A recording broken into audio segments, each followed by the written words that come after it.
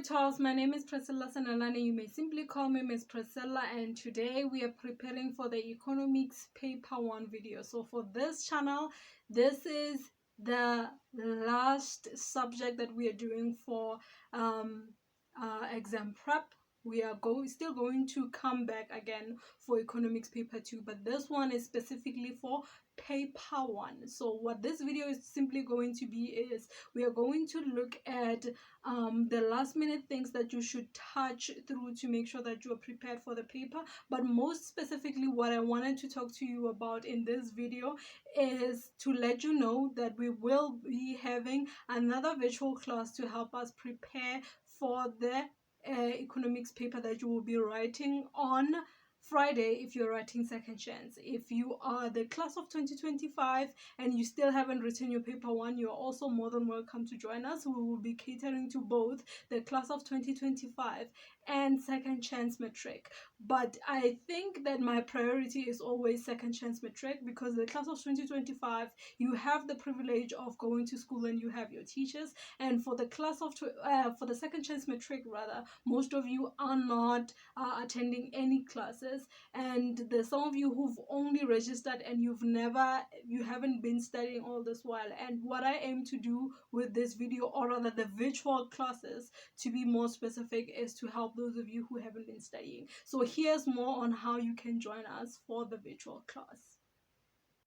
The good news is I now offer once-off live virtual classes to help you with your last-minute preparations for your exam papers. The timetable you are looking at shows you the upcoming virtual class date so that you can book for your papers accordingly. Booking your session is very simple and affordable. All you have to do is send me an email on the email address you are seeing on the screen, and on the subject line write exam prep.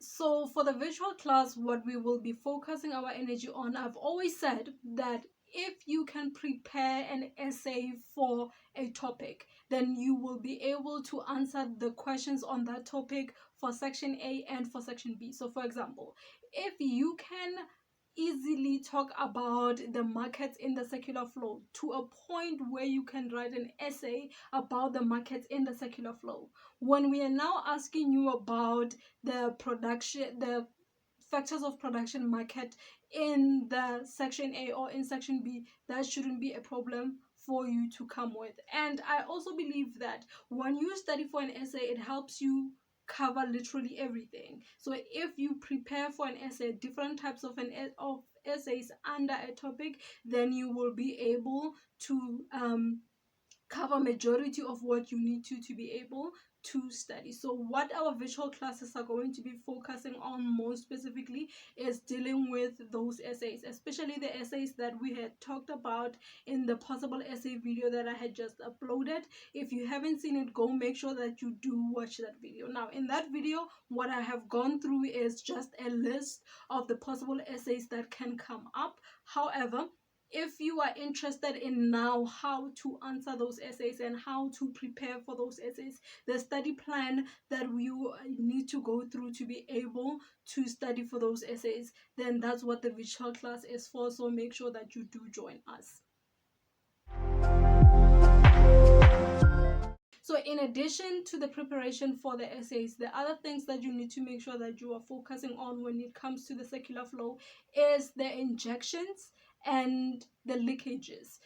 Those ones are popular when it comes to section B, so they may come in handy to know what are your leakages and your injections, as well as the difference between the real flow as well as the money flow. So as you will know that we have what we call the real flow and the money flow in the secular flow, so you need to be able to talk about it. So when we are talking about real flow, what are we referring to, and when we are talking about money flow, what it is that we are referring to.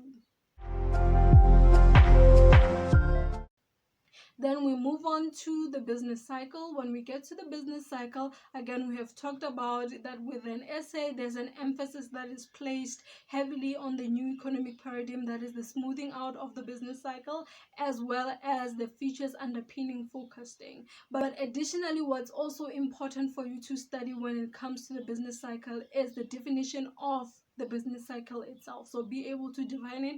It's a very common section A question, as well as in section B they may ask you for the definition of the circular flow. Additionally to that is the types of business cycles. So make sure that you are up to date with the types of your business cycle and you can differentiate between different ones. That question is very popular when it comes to section A of your question paper.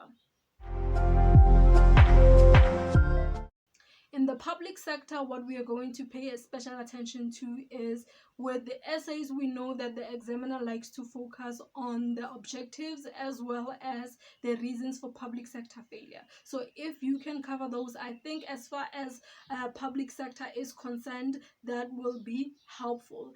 But additionally to that, you also need to make sure that you cover the definition of what the public sector is. More than likely, that is a question that is going to appear in section A, but the definition of a public sector can also make for a good introduction whenever you are writing any essay, whether it is based on the objectives or the reasons for public sector failure. Those two essays, you can start them with an introduction defining the public sector as your introduction. Then we come to international trade, also known as the foreign exchange markets. With the foreign exchange markets, we have talked about how in the essays, usually they're looking for one type of essay, and that is the reasons for international trade.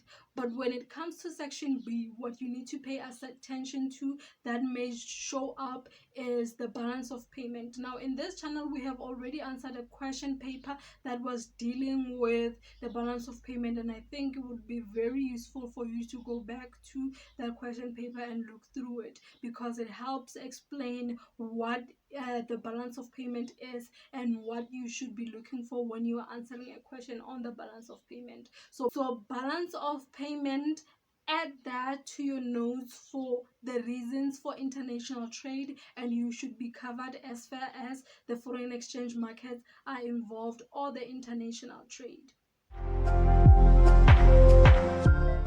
If you're in the class of 2025, your only worry is only protectionism and free trade. But if you're in the second chance matric and you have already covered protectionism and free trade, to those notes, what I would add in terms of broadening my knowledge for economic pursuits would be economic growth and development with economic indicators and social indicators. With economic growth and development, basically what we're looking at the supply side approach as well as the demand side approach of helping the economy grow. So looking at those nodes will be beneficial to you. And also, if you are going to write an essay on economic development and economic growth and development, that is what they test the essays on. So the essay could either be on the demand side approach or the supply side approach.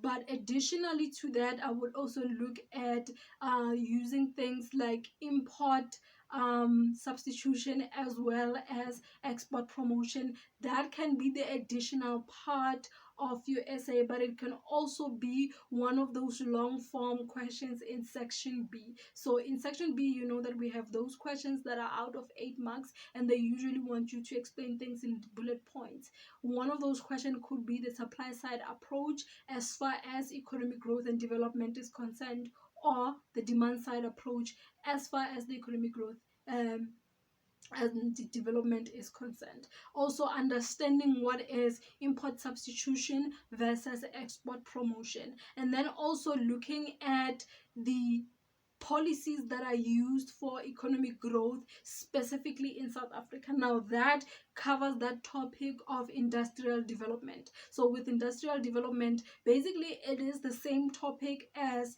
economic growth and development, except with economic growth and development we are looking at the growth and development in general, whereas with industrial development mostly the examiner likes to focus on the policies that apply to South Africa specifically. So you can study those as combined and one thing, and I think it will help you, especially if you are going to approach the exam with the plan of focusing on macroeconomics. So meaning that the questions that you're going to be choosing are going to be heavily based on macroeconomics. So that is your circular flow, your business cycle, public sector, as well as international trade. And you are just studying economic pursuits for you to be able to cover those gaps in section A, as well as should you choose question 4 in section B. So when you choose question 4 in section B, you know that it will be divided. So the